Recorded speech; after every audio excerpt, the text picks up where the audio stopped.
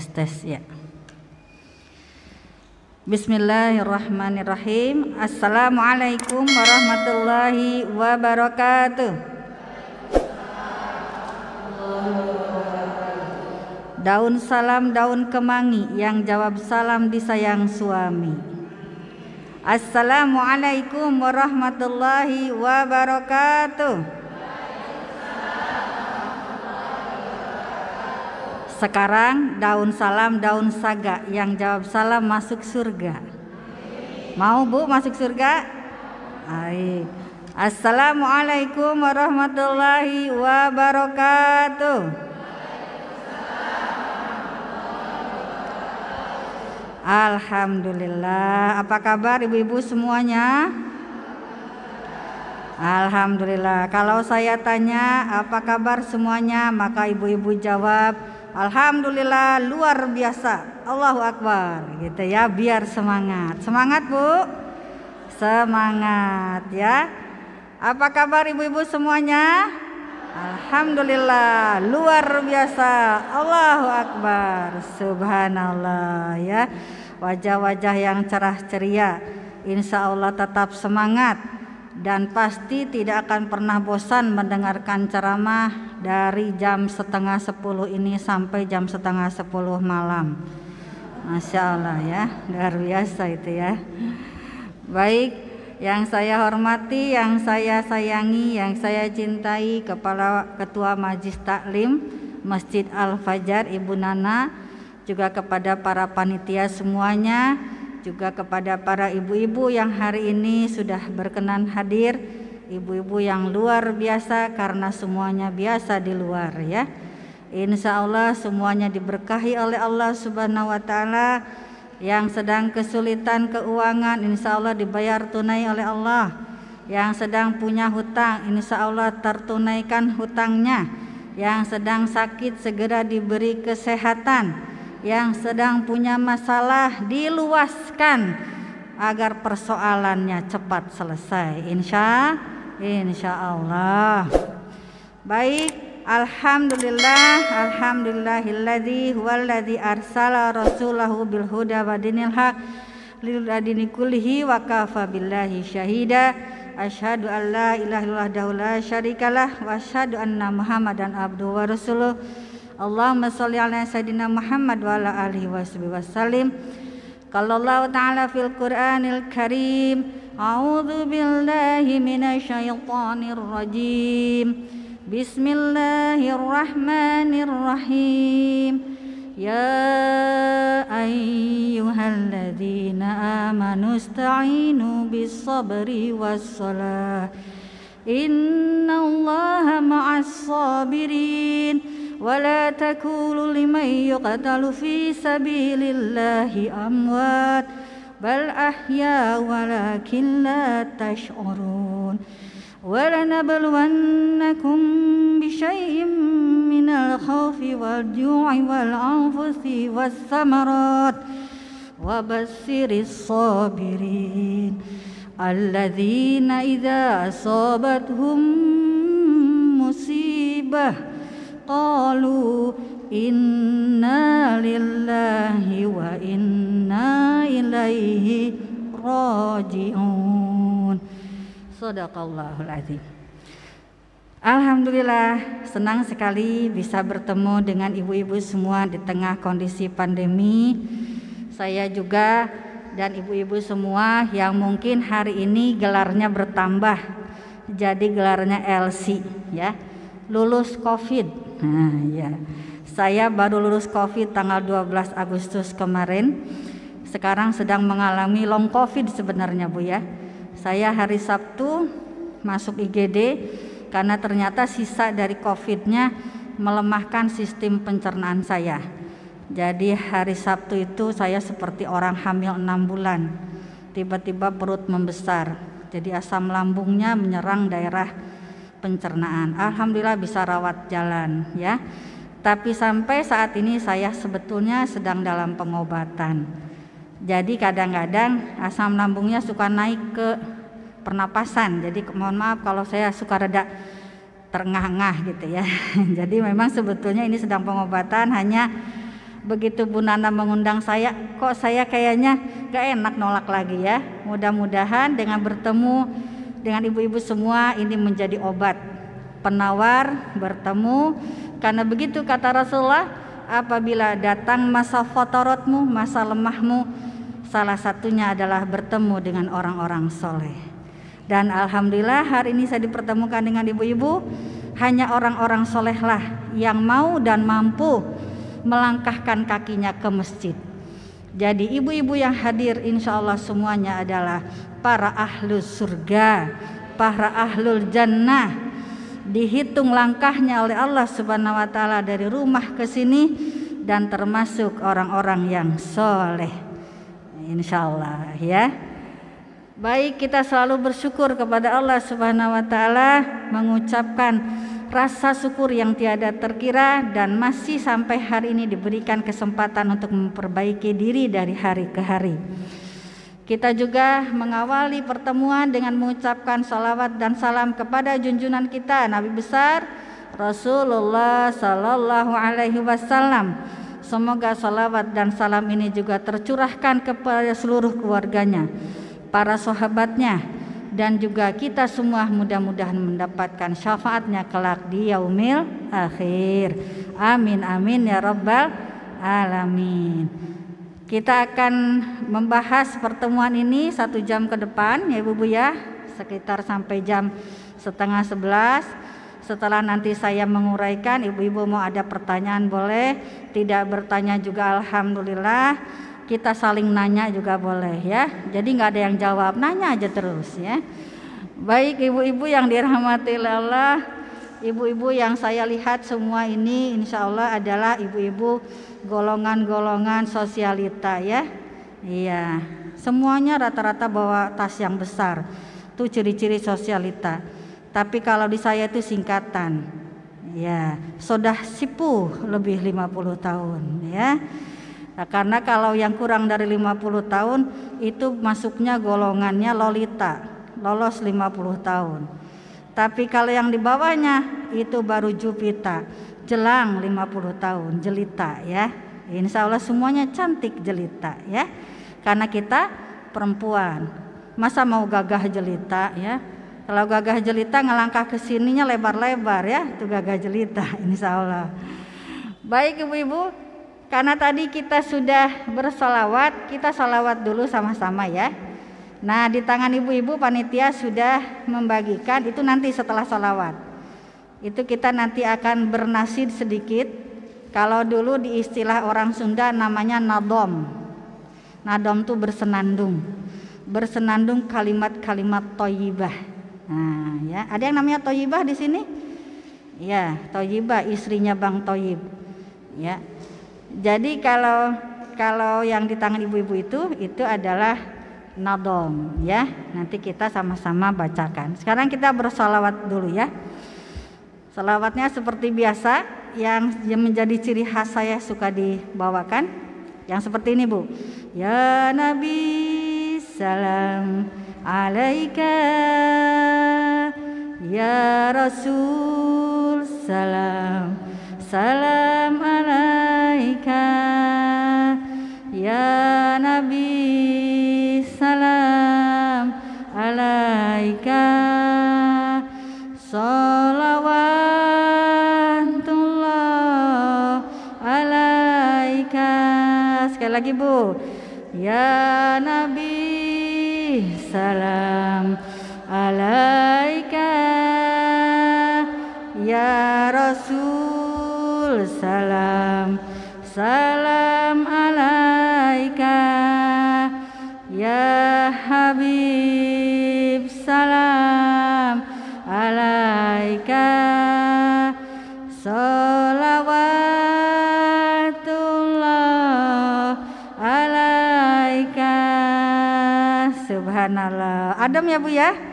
Insya Allah adem. Ibu masak tahu serasa masak ayam. Insya Allah kalau kita bersolawat ya. Ya Nabi, aduh, lagi numis tahu kelihatannya ayam semua ya. Tapi kalau lagi numis tahu sambil marah-marah, itu tahu seperti oncom, ya. Ya. Sholawat tapi sambil marah-marah. Ya Nabi Shalom gitu ya, kesel gitu ya. Insya Allah, tapi ibu-ibu di sini mas saya lihat bukan orang-orang yang biasa kesal ya. Karena di masa pandemi ini pasti butuh kesabaran yang luar biasa, betul nggak Bu? Iya kan? Semua serba online sekarang ini. Dulu saya kalau ngisi pengajian yang bikin lama itu dari satu tempat ke tempat yang lainnya. Kalau sekarang karena tidak ada jarak, justru online bisa dari pagi sampai malam gitu ya. Kalau dulu masih ada jarak, istirahat dulu di mobil, tiduran dulu. Sekarang mah online jam 9 sampai jam 11. Jam 12 sudah ada lagi. Jadi istirahatnya sangat sebentar. Memang luar biasa. Berapa lama kita sudah menghadapi masa ini, Bu? Hampir 2 tahun ya, Masya Allah ya. Bahkan ada anak yang sekolah sampai lulus nggak pernah lihat sekolahannya, kecuali dibagi rapot doang. Kan sampai seperti itu kita kondisinya ya Bu ya. Jadi kondisi sekarang ini sangat menguji kesabaran kita, betul nggak Bu? Ya, ibu-ibu sabar nggak menghadapi ini? Insya Allah ya. Banyak nggak Bu ujian-ujiannya?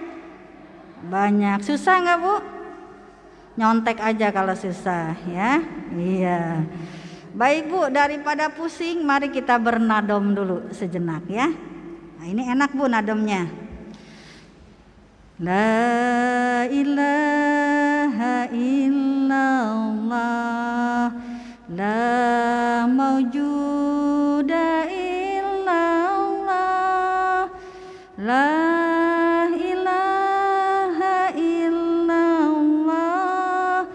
la ma'buda illallah, la ilaha illallah, la matluba illallah, la ilaha illallah, la maqsuda illallah. Bismillahi tawakkalna ala Allah, Bismillahi tawakkalna ala Allah, Bismillahi tawakkalna ala Allah, la haula wa la quwwata illa billahil aliyyil azim. Astaghfirullahal azim, astaghfirullahal azim, astaghfirullahal azim, wa atubu ilaih. Al-Fatihah. A'udzubillahi minasyaitonirrajim. Bismillahirrahmanirrahim. Alhamdulillahirabbil alamin arrahmanirrahim maliki yaumiddin. Iyyaka na'budu wa iyyaka nasta'in. Ihdinas siratal mustaqim. Siratal ladzina an'amta 'alaihim ghairil maghdubi 'alaihim waladdallin. Amin amin ya rabbal alamin. Siap belajar Bu? Nah, insyaallah ya. Kalau kata anak-anak, pasang matanya ting-tong, pasang telinganya tuet-tuet katanya ya. Kunci mulutnya cekrek-cekrek, duduk yang manis, Allahu Akbar gitu ya. Itu yang rindu ngajar TK, anak-anaknya hadir semua. Masya Allah, TK aja online sekarang ya Bu ya. Ada yang sudah masuk di sini Bu? Belum ya? Sama berarti di Cikarang juga belum ya. Baik ibu-ibu yang dirahmati oleh Allah, mengawali pertemuan kita saya akan cerita. Boleh nggak saya cerita Bu? Boleh? Nggak boleh saya pulang ah? Boleh ya Bu ya? Bu, ibu tahu Nabi Ayub? Tahu nggak Bu Nabi Ayub? Tahu ya? Istrinya Nabi Ayub siapa Bu? Bu Ayub. Iya Ibu Ayub ya, istrinya Nabi Nuh, Bu Nuh. Iya gampang ya, Bu Nuh. Ya saya kayaknya harus minum dulu Bu, keselak dulu nih. Maaf ya Bu ya, minum sebentar ya.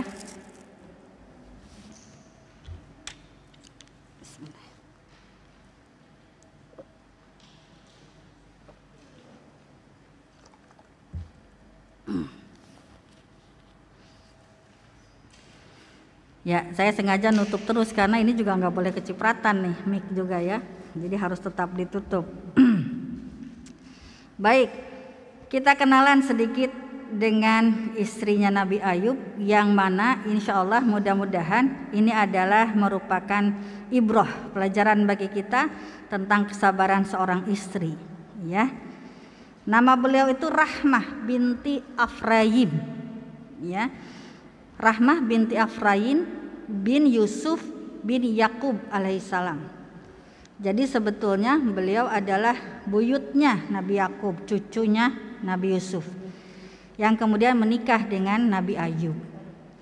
Nah, kita ketahui bersama Nabi Ayub itu digambarkan sosoknya adalah seorang yang tampan rupawan, badannya tegap, persis seperti anak-anak yang sekarang suka WO.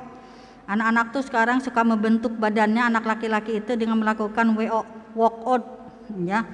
Wah, yang seperti angkat badan, ya. Ya, sampai akhirnya si dadanya seperti roti sobek gitu ya. Nah, jadi kalau anak perempuan senangnya make up, anak laki-laki senangnya walkout demi mendapatkan roti sobek di dadanya, gitu ya. Jadi digambarkan orangnya tegap, tampan rupawan.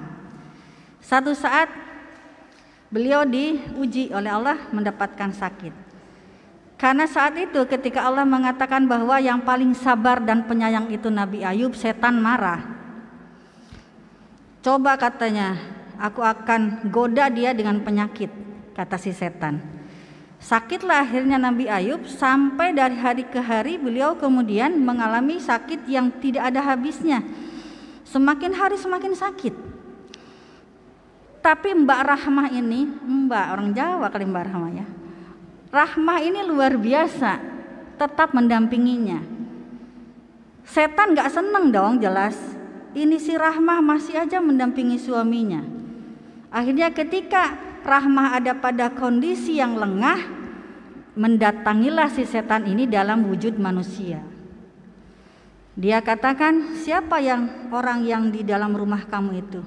Yang kerjaannya garuk-garuk badannya katanya, karena kan gatal seluruh badannya, kemudian membusuk badannya.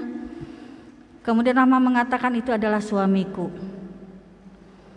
Kamu masih setia mendampingi suami yang segitu baunya, sementara kamu punya kebutuhan-kebutuhan secara biologis, kebutuhan untuk dipeluk, diberikan kasih sayang, dan itu tidak bisa kamu dapatkan dari suamimu.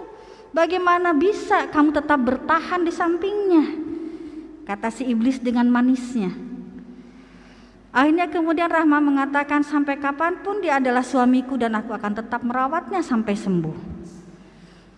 Setan lagi-lagi mengatakan, apakah engkau ingin suamimu sembuh? Jelas, aku ingin suamiku sembuh. Kalau demikian katakan kepada suami kamu, hendaknya dia menyembelih kambing atas namaku, maka dia akan sembuh. Bayangkan ibu bisa merasakan kan seorang istri yang melihat suaminya kesakitan, ketika merasa ada jalan keluar, maka dia pun mengupayakan, betul nggak Bu? Datanglah akhirnya si istri kepada Nabi Ayub. Dia mengatakan, tadi aku telah didatangin seorang laki-laki dan dia mengatakan, kalau engkau ingin sembuh, maka hendaklah engkau menyembelih kambing atas namanya. Maka Nabi Ayub tahu bahwa itu adalah setan yang menyuruh. Begitu tahu bahwa setan sudah mempengaruhi istrinya, maka Nabi Ayub pun mengusirnya. Dan ketika sudah diusir saat itu Rahmah bingung. Kenapa aku diusir padahal aku ingin dia sembuh. Ya Allah, aku ini ingin dia sembuh. Tapi karena kondisinya dan caranya yang menyalahi aturan syariat agama, maka Nabi Ayub tidak menyetujuinya. Diusirlah akhirnya Rahmah saat itu.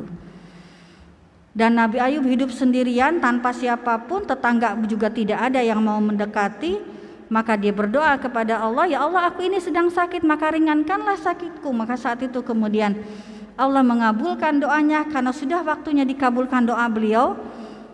Maka ketika beliau menginjakkan kakinya ke tanah, memancarlah air dan Allah menyuruh dia untuk mandi dari air tersebut. Dan akhirnya beliau sembuh seketika.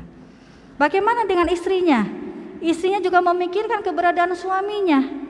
Dan akhirnya ketika dia merasa rindu bagaimana keadaan suaminya dan ditinggalkan dalam keadaan sakit, pulanglah dia ke rumah.